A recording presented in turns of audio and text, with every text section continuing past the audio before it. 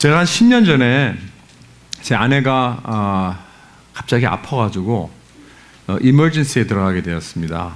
제가 그때는 우리가 보험이 없었기 때문에 그 LA 카운티 호스피털을 들어갔습니다. 카운티 호스피털 이머전시. 혹시 LA 카운티 호스피털 그 이머전시에 가보신 분이 계신지 모르겠지만, 와, 저는 정말 꼬박 24시간 기다렸습니다. 의사를 보기까지 24시간 꼬박. 예.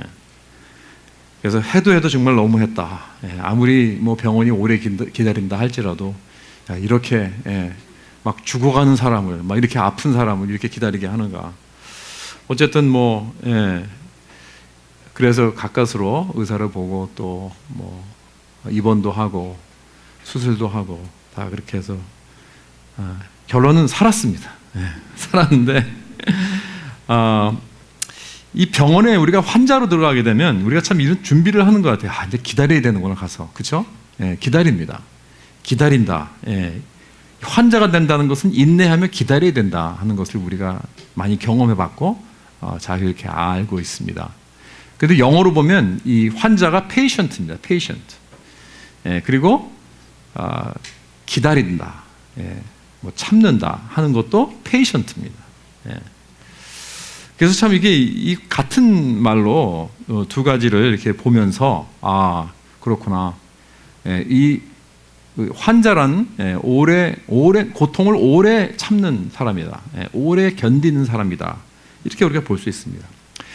우리가 성령의 열매를 계속 보면서 오늘은 오래 참음의 열매를 보는데 이 영어로 long suffering, long suffering이라고 그랬어요. 이게 원래 헬라어의 그 뜻입니다. 오래 suffer한다. 긴 시간으로 그 고통을 참는다는 그런 의미입니다.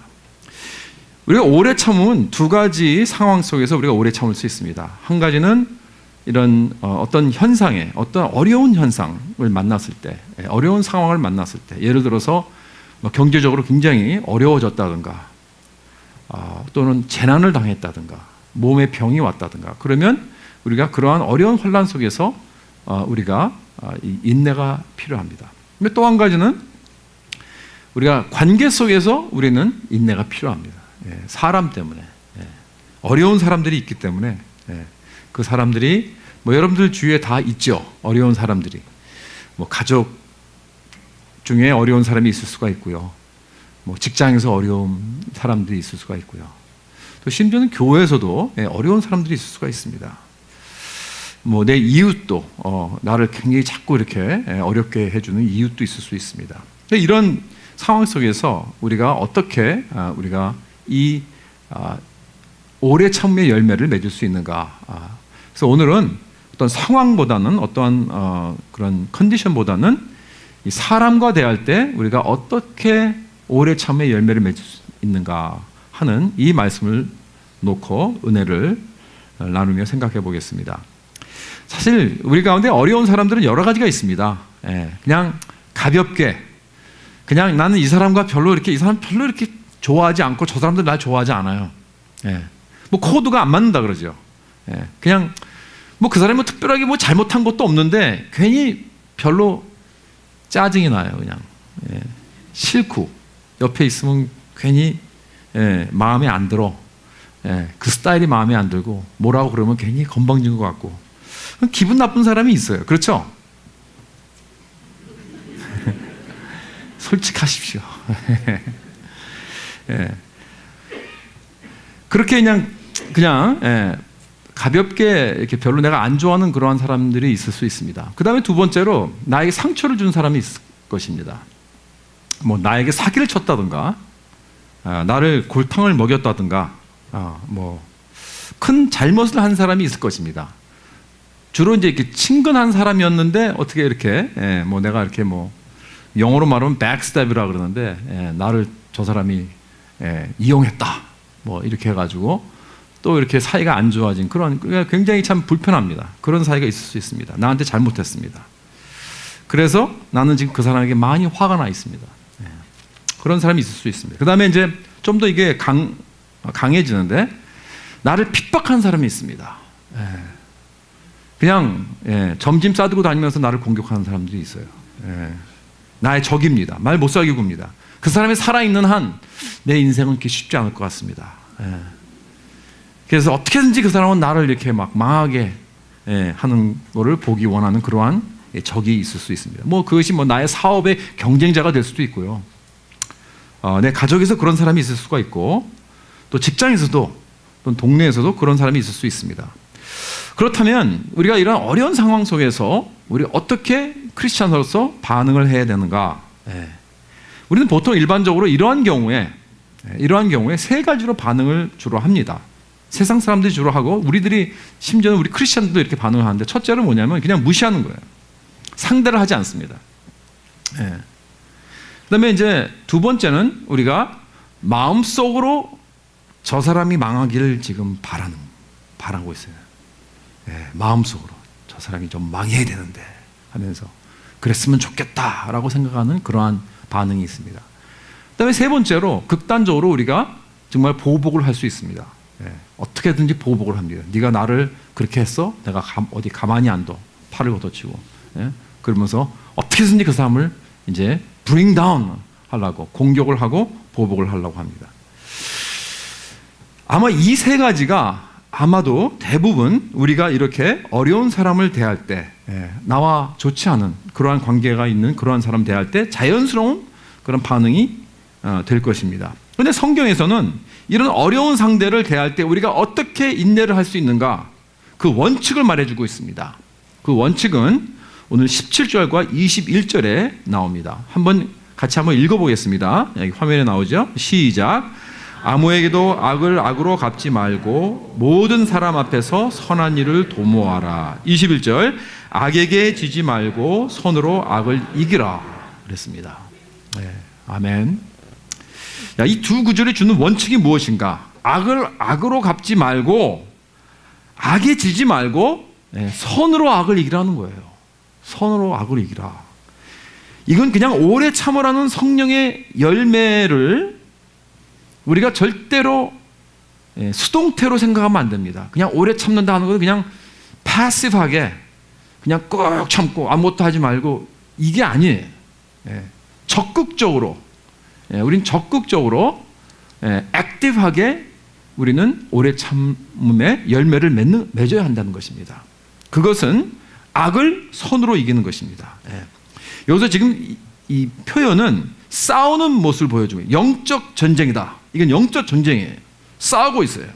그래서 우리 크리스천은 지금 악과 늘 싸우고 있습니다. 그런데 언제 우리가 악에게 진다고요? 우리가 악을 악으로 갚을 때. 저 사람이 나를 공격하면 나도 공격하는 거예요. 저 사람이 나에게 나쁜 말을 하면 나도 나쁜 말을 합니다. 저 사람이 나를 골탕 먹이면 나도 그 사람을 골탕 먹이는 거예요. 저 사람이 나를 핍박하면 나도 같이 핍박합니다. 그렇게 하면 어떻게 된다고요? 성경 말씀은 악에서 우리는 진다. 벌써 졌다. 이겁니다. 영적 전쟁에 우리는 패배한 것입니다. 왜냐하면 내가 악을 악으로 갚을 때 내가 악한 사람이 됩니다. 그렇기 때문에 이 굉장히 중요한 원리예요. 이 중요한 말씀입니다. 여러분, 나에게 악한 짓을 하는 사람은요, 그 사람이 내가 악한 사람이 되기를 원하는 목적은 아닐 것입니다. 그냥 나를 그냥 못 살게 어떻게 해가지고 날 이용해서 자기가 좀 어떻게 좀 잘 돼 보려고 하는 뭐 그런 목적이 있을 수 있고요. 내가 무슨 악한 사람이 되는 것이 그 사람의 목적이 아닙니다. 그런데 내가 악을 악으로 갚을 때 나는 악한 사람이 되는 거예요. 내가 저 사람이 악한 사람이다라고 했는데 내가 악을 악으로 갚으면서 나도 악한 사람이 된다. 그럼 누가 이깁니까? 사탄이 이기는 것입니다. 악한 세력이 이기는 거예요. 그렇기 때문에 내가 보복을 하면 바로 그렇게 된다는 거예요. 그러나 대신 내가 보복을 하지 않고 악을 선으로 갚게 되면 어떻게 되는가? 나는 악을 이기는 자가 되는 것입니다. 사탄은 지는 것입니다. 그 사람이 나에게 악한 공격을 한다 할지라도 내가 악을 선으로 갚을 때 그 사람은 지는 거예요. 그렇기 때문에 여러분, 교회에서요, 이 서로 화합을 못하고 이 법정으로 가는 경우가 많이 있죠. 저는 그 모습을 보면요, 정말 막 죄송합니다. 우라가 터집니다, 정말. 어떻게 그럴 수가 있는가? 교회에서. 교회 사람들이 서로 화합을 못하고 해결을 하지 못하고 그걸 세상의 법정에 가지고 나가서 거기서 쓰면서 서로 아웅다웅 싸워. 여러분, 옛날에 고린도 교회가 그랬어요. 고린도 교회가 서로 크리스찬들끼리 싸우다가 해결을 하지 못하고 세상 법정으로 나갔습니다. 그랬을 때 사도 바울이 뭐라 그랬는지 아십니까? 고린도전서 6장 6절에 보면 형제가 형제와 더불어 고발할 뿐더러 믿지 아니하는 자들에서 앞에서 하느냐?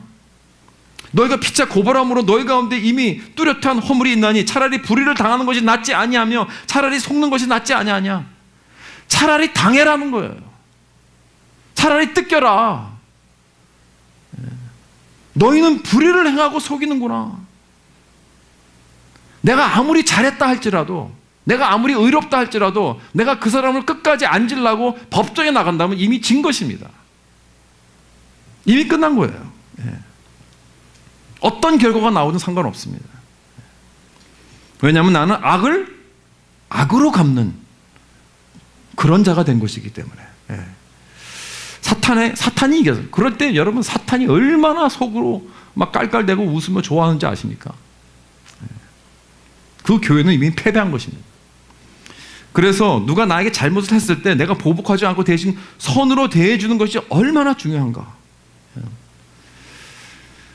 지난번에 제가 한국에 나갔을 때 어느 큰 교회를 이렇게 지나갔는데 그 교회 건물에 이렇게 써여 있습니다. 이렇게 크게 배너로 이렇게 써여 있어요.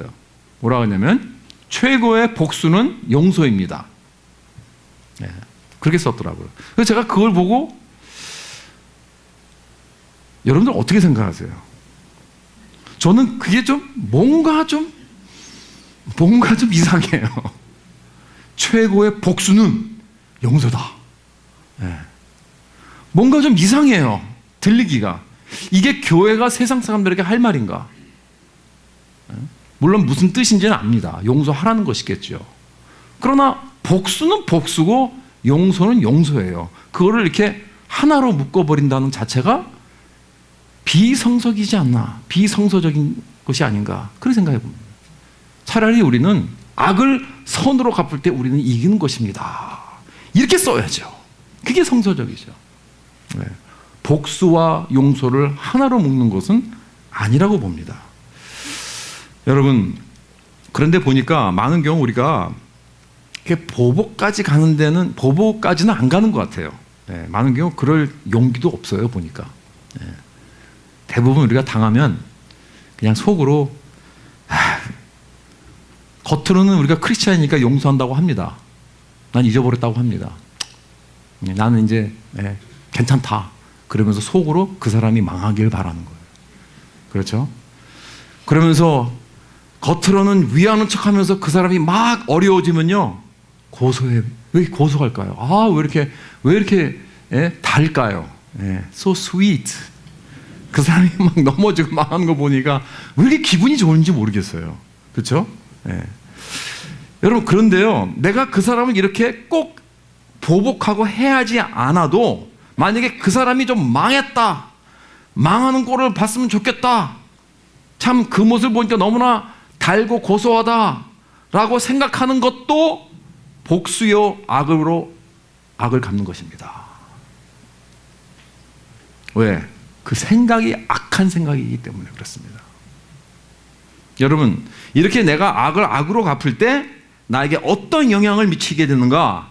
그게 악순환이 되는 거예요. 계속해서. It perpetuates evil in me. 나뿐만 아니라 나의 다른 관계 속에도 그렇게 되어버린다는 그런 사실입니다, 여러분. 그 사람도 계속 그 악순환이 되고 나에게도 악순환이 되고요. 또 나와 또 다른 관계도 악순환이 되는 거예요. 제가 옛날에 그 미국 신문에서 그 카믹 스트립을 봤는데, 거기 만화죠. 이렇게 그 칼툰 스트립인데, 그 만화 보니까 어디 이렇게 나오냐면, 이 존이라는 사람이 이 직장에서 자기 버스한테 시컨 혼났습니다. 소리를 그 버스가 막 야단치고 그러니까 이 사람이 집에 와가지고 화가 나가지고 화풀이를 자기 아내에게 막 합니다. 막 야단치고 자기 아내를 또. 그러니까 아내는 또 돌아서서 조그만 여자 우리 딸내미한테 야, go in your room 그러고 막 야단치는 거예요. 그러면 걔는 또 걸어가면서 강아지가 있으니까 강아지가 뻥 차고 가니까 강아지가 깨갱 하고 도망가는 거예요. 아빠가 직장에서 야단 맞고 화가 나니까 애꿎은 강아지가 깽깽하고 가더라고요. 이렇게 이 악이라는 것은 이렇게 퍼지는 그런 성품이 있다는 거예요. 영향을 미치게 되어 있습니다. 여러분, 우리 크리스찬이 악을 이기는 방법은 오직 딱 하나입니다. 선으로 갚는 것입니다. 그를 용서하고 그를 위해서 기도하고 오히려 친절함과 선함으로 대할 때 그가 지는 것이고 악을 우리가 이기는 것입니다. 왜냐하면 이것이 바로 예수님의 방법이에요. 이것이 바로 십자가의 방법이기 때문에 그렇습니다. 예수님이 이 세상에서 악을 이기러 오시지 않았어요. 악을 이기러 오셨잖아요. 근데 악을 무력으로 이길 수 있습니다. 그러나 그러지 않으시고 그 초이스를 택하지 않으시고 십자가에서 우리가 당해야 할 그 십자가의 고난을 대신 당해 주시고 십자가에서 가장 큰 희생으로 연약하게 되셔서 그래서 가장 위대한 선을 십자가에서 이루신 것입니다. 그렇기 때문에 악을 이기신 것입니다. 자, 그럼 구체적으로 어떻게 이 악을 선으로 갚을 수 있을까요?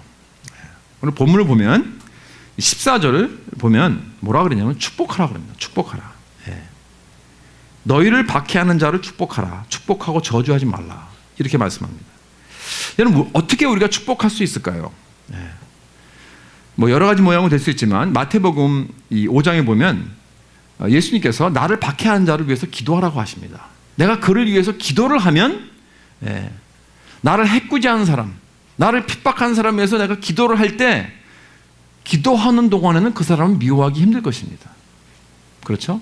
As long as I am praying for him or her, 그러면 그 동안에는 내가 미워하기 힘들어요. 막 기도하다가 저 나쁜 놈이라고 그러면서 막 욕이 나올지라도,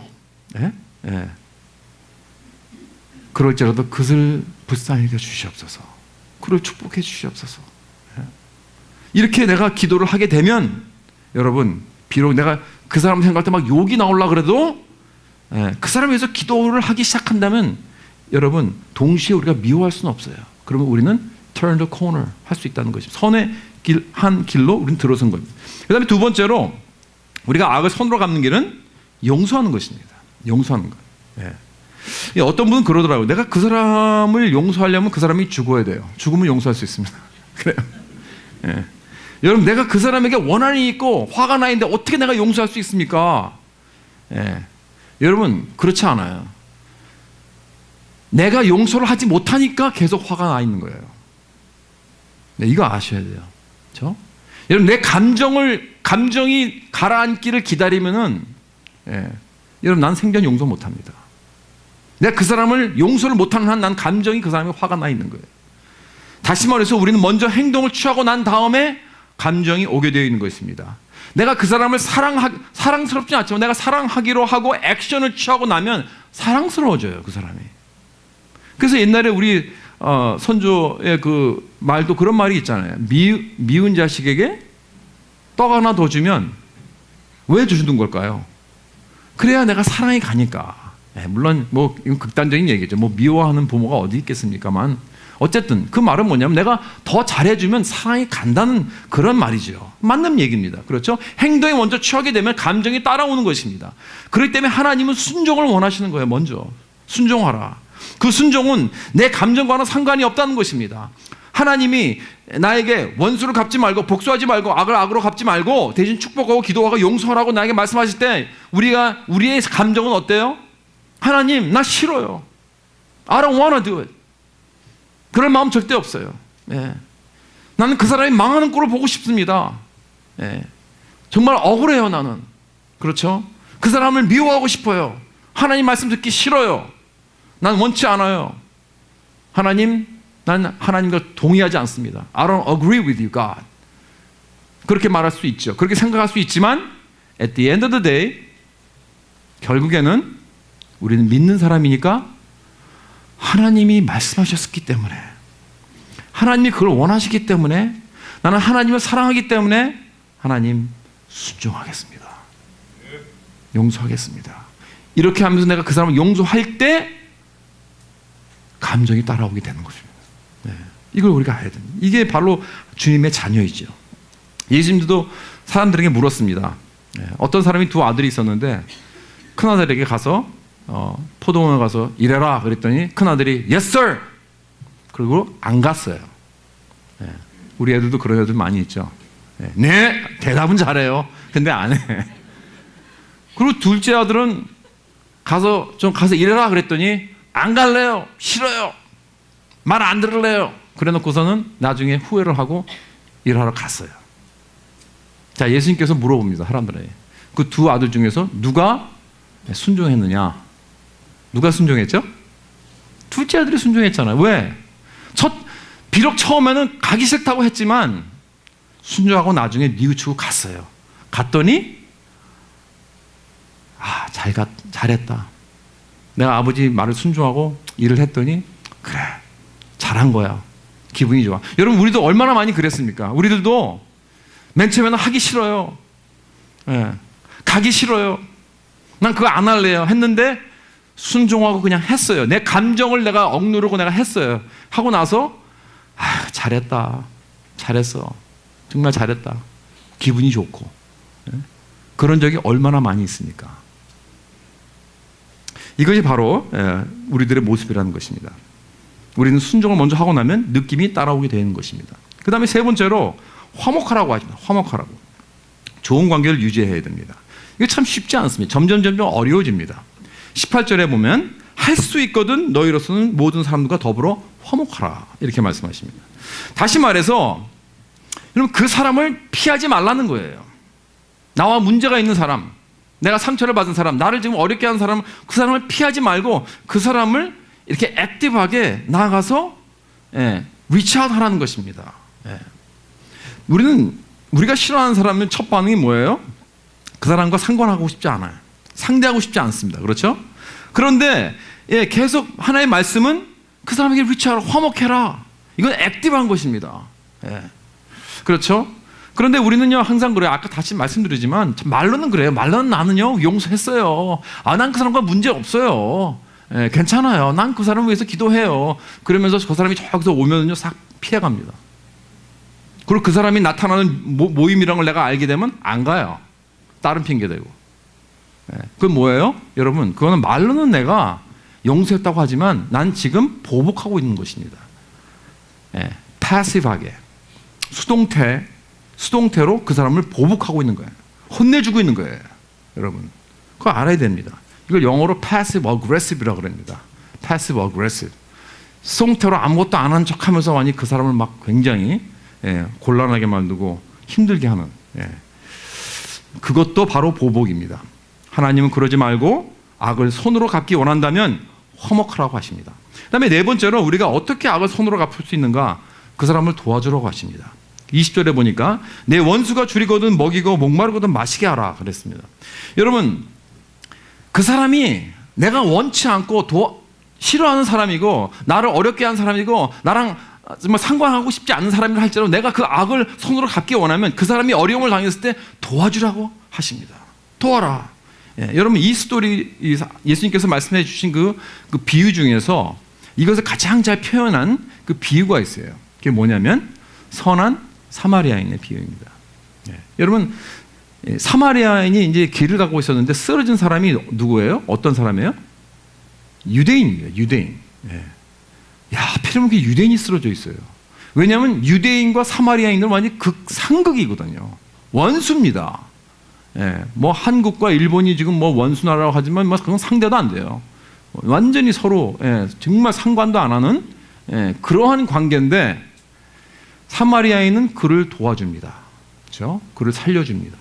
그를 또 치유해줍니다. 그를 데려다가 또 주막에 놓고 또 그 사람에게 케어해달라고 돈까지 주면서 자기가 희생까지 하면서 그 사람을 도와줍니다. 이걸 보면서 예수님께서 왜 이 비유를 말씀하셨는가? 예수님은 이 비유를 말씀하실 때 어떤 질문을 대답하고 있냐면 누가 내 이웃입니까? 라는 질문을 대답하기 위해서 이 비유를 주신 거예요. 누가 내 이웃입니까? 내 이웃은 누구든지 doesn't matter who, 어떤 사람이 그 사람이 내 원수이든 내 가족이든 상관없다는 거예요. 도움이 필요한 사람은 내 이웃이라는 거예요. 그렇다면 나는 그 사람을 도와줄 책임이 있다는 것입니다. 내가 이웃을 사랑한다면, 내가 크리스찬이라면. 그렇죠? 그래서 도움이 필요한 사람이 비록 나의 원수를 할지라도 내가 도와줘야 할 사람이라고 예수님께서는 가르치십니다. 그 다음에 마지막으로 5번째 보면 그 사람이 죄를 지려고 할 때 그 죄를 겸손하게 저지하십시오. 하지 못하게 하라는 거예요. 그 죄에 짓는 것을 막으라는 것입니다. 20절 마지막 부분에 이런 말씀이 나옵니다. 내가 숯불을 그 머리에 쌓아놓으리라. 그런 말씀이에요. 숯불을 머리에 쌓아놓는다. 여러 신학자들이 이런 성경학자들이 여기서 여러 가지 이제 해석을 하는데 옛날에는 이렇게 이렇게 성을 점령을 당할 때 이렇게 막 벽으로 기어 오를 때 위에서 숯불을 던진다고 하거든요. 머리에다가 숯불을 던지면 숯불을 맞으면 어떻게 돼요? 막 뜨거우니까 공격을 못 하는 거예요. 다시 말해서 공격하는 것을 중단시키라는 그러한 의미라는 것이죠. 그러니까 죄를 짓는 사람을 죄를 짓지 못하게 저지하라는 것입니다. 여러분, 누가 죄를 지면 그냥 내버려 두지 말고 그걸 못하게 하는 것이 선한 행동이라는 말씀입니다. 여러분도 우리 자녀가 만약에 나쁜 짓을 하고 다닌다면, 내가 정말 내 자녀를 사랑한다면 내버려 둘 수 있겠습니까? 어떻게든지 그 나쁜 짓을 하지 못하도록 내가 막아야죠. 그게 참 부모의 책임이고 그게 참 사랑이죠. 그러나 막 그 사람을 야단치면서 막 그렇게 이렇게 강하게 그렇게 혼내면서 하는 것이 아니라 젠틀하게, 겸손하게, 겸손하게, 그렇죠. 비난하지 말고 그렇게 대면할 때 진정으로 그 사람이 이 사람이 나를 사랑하기 때문에 나를 위해서 이렇게 주는 말이구나라는 것을 내가 그 사람이 느낄 수만 있다면 난 성공한 것입니다. 그래서 인자한 말로, 존중하는 말로 그 사람의 악한 행동을 저지하라는 것입니다. 그 사람을 위해서. 이렇게 우리는 구체적으로 악을 손으로 갚을 수가 있습니다. 그렇다면 이제 마지막으로 우리가 이걸 좀 이렇게 쭉 봤을 때, 하나님께서 악을 손으로 갚으라는 이것을 이렇게 남을 축복하고, 그 사람을 위해서 기도하고, 그 사람을 위해서 용서하고, 그 사람을 도와주고, 이러한 화해를 하고 화목하고, 이러한 일들을 내가 어떻게 할 수 있을까? 이거 너무 크지 않는가? 너무 오버웨어밍합니다. 나는 그런 믿음도 없고, 나는 그런 힘도 없고 능력도 없습니다. 하나님 너무 이렇게 나한테 큰 거를 바라는 거 아닙니까? 그런 생각이 혹시 들지 않으십니까, 여러분? 지금 이렇게 구체적인 방법으로 내가 악을 손으로 갚는 것을 내가 들었을 때, 이건 나는 못하겠다. 난 그럴 자신도 없고, 난 그런 믿음도 없고, 그럴 힘도 없고, 능력도 없습니다. 그렇게 해서 혹시 디스커리지가 되지 않을까? 그러니까 여러분, 하나님께서 성경에서 우리에게 말씀을 주실 때는요, 우리가 하지 못할 일을 하라고 하지 않으십니다. 그 말씀을 주셨을 때는 우리에게 그 말씀을 순종할 수 있고 행할 수 있는 능력과 마음과 힘을 주십니다. 그걸 믿으십시오. 절대로 우리가 할 수 없는 걸 하라고 하지 않으십니다. 자, 그러면 우리가 어떻게 이렇게 악을 손으로 갚는 이 놀라운 일을 할 수 있는가? 여러분, 그 마음과 동기와 그 능력을 어디서 얻을 수 있는가? 19절을 보십시오. 19절을 보여요. 자, 한번 읽어볼까요? 같이? 시작. 내 사랑하는 자들아, 너희가 친히 원수를 갚지 말고 하나님의 진노하심에 맡기라. 기록되었으되 원수 갚는 것이 내게 있으니 내가 갚으리라고 주께서 말씀하시니라. 아멘. 여러분, 이 말씀의 핵심이 뭐냐면, 내가 만일 친히 복수를 하고 원수를 갚지 말아야 하는 이유는 내가 하나님의 자리에서 내려와야 한다는 거예요. 내가 만약에 친히 원수를 갚고 내가 복수를 하고 그 사람을 악을 악으로 갚는다면 나는 지금 하나님의 행사를 하고 있다는 것입니다. 그건 하나님에 속한 것입니다. 하나님께서 알아서 하십니다. 하나님께서 심판하십니다. 하나님께서 그 wrong을 right하게 하십니다. 내가 하는 게 아니에요. 내가 그걸 한다면은 나는 하나님 자리에 지금 하나님 행사를 하고 있다는 것입니다. 그렇기 때문에 예수님께서 마태복음 18장 35절에 이런 말씀하셨어요. 너희는 각각 마음으로부터 형제를 용서하지 아니하면 나의 하나님 아버지께서도 너희에게 이와 같이 하시리라 그랬습니다. 다시 말해서 내가 나에게 악행을 한 사람을 용서하지 못하면 하나님도 나를 용서하지 못한다는 얘기예요. 그렇다면 이게 무슨 뜻입니까? 그 사람은 구원이 없다는 말씀입니다. 그 사람 믿는 사람이 아니고 크리스천이 아니란 말이에요. 아니 여러분, 내가 구원을 못 받는 컨디션 조건은 딱 하나 아닙니까? 내가 죄인이라는 걸 내가 인정하지 못하고 오직 예수 그리스도의 은혜로서 내가 그를 믿음으로 해서 구원을 받는다는 이 믿음을 갖지 못하고 예수님을 의지하지 않고 구원을 받지 않는 그 사람이 구원을 받지 못하는 거 아닙니까? 예수를 믿지 아니하고 내가 죄인이라고 깨닫지 않고 하나님의 은혜를 거부하는 이 사람이 구원을 받지 못하는 사람 아닙니까? 그렇죠? 그 방법밖에 없어요.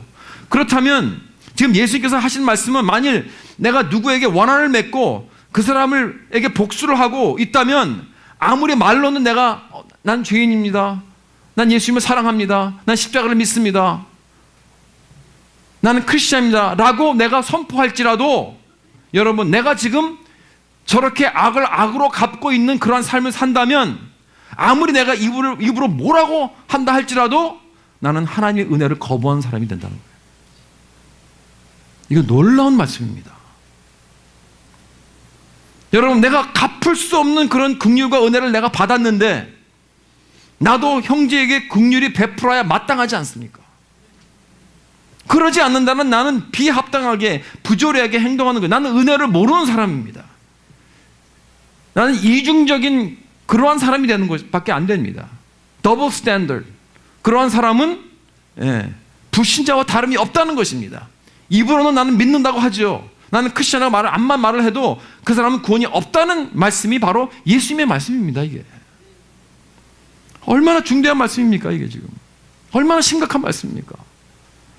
그러니까 우리가 악을 악으로 갚고 있다면 나는 지금 주인 행세를 하고 있습니다. 재판장 행세를 하고 있습니다. 하나님 자리에 내가 앉아 있다는 거예요. 그래서 나는 말할 수 없는 은혜로 용서를 받고 구원을 받았는데 다른 사람이 나에게 한 그 작은 잘못한 것을 용서하지 못해요. 끝까지 놔주지 않아요. 이 모습이 바로 여기 로마서 12장 19절에 나오는 이 말씀이 보여주고 있는 모습입니다. 그렇죠? 너희가 친히 원수를 갖고 누구를 이런 식으로 처벌한다면 너는 하나님 자리에 앉은 거나 마찬가지다. 여러분, 우리 가운데 이러한 모습을 가지고 있는 사람들이 얼마나 많습니까? 혹시 이 자리에 여러분 그런 마음을 갖고 있는 분 계십니까? 이거 우리 심각하게 회개해야 됩니다. 그렇다면 우리가 무엇이 우리의 마음을 바꿀 수 있습니까? 답은 로마서 12장 1절, 다시 말해서 로마서 12장이 맨 위로 올라가면 여기 나오는데 뭐라 그러냐면, 그러므로 형제들아 내가 하나님의 모든 자비하심으로 너희를 권하노니 그랬어요. 모든 자비하심으로 권하니, in view of God's mercy, 하나님의 긍휼하심의 그 관점으로부터 내가 너에게 제발 내가 권하노니 하면서 12장의 모든 말씀을 쫙 레이어하고 있습니다. 지금 사도 바울이 in view of God's mercy, 하나님의 긍휼하심의 관점으로, 하나님의 은혜의 관점으로 쭉 봤을 때 내가 악을 선으로 이길 수 있는 힘과 능력과 마음의 능력을 얻을 수 있다는 거예요. 어디서?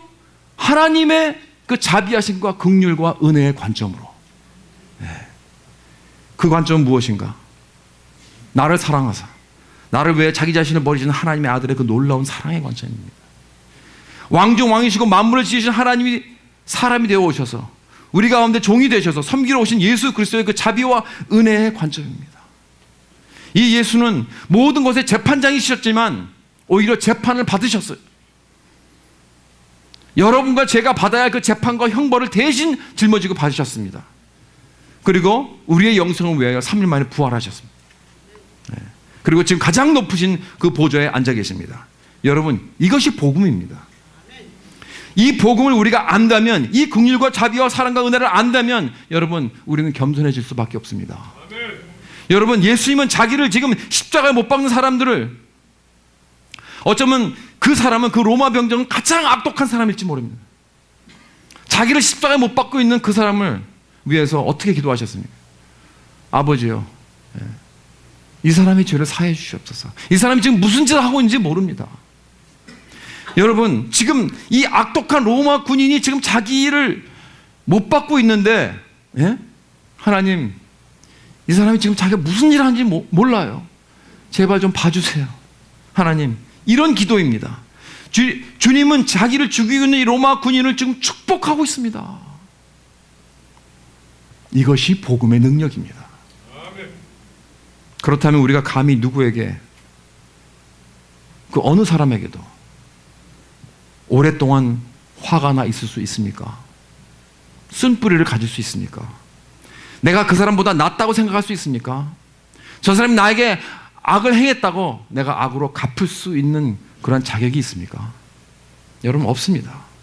그래서 복음이란 우리를 이렇게 겸손하고 하면서 이 겸손이 내 마음속에 있는 그 원한과 그 쓴뿌리와 억울한 심정과 보복하기 원하는 모든 심정들을 다 싸그리 몰아낼 수 있는 능력을 주시는 줄 믿습니다. 그리고 그 복음의 힘과 능력으로 우리는 서로 어떤 사람이라도 축복한 자가 되고 그런 축복의 통로가 될 수 있게 만드는 줄 우리는 믿습니다. 이렇게 오래 참는 성령의 열매로 악을 손으로 이겨서 이 악순환을 끊어버리고 대신 이 세상에서 축복의 통로가 되는 저와 여러분 될 수 있기를 주님의 이름으로 축원합니다. 기도하겠습니다.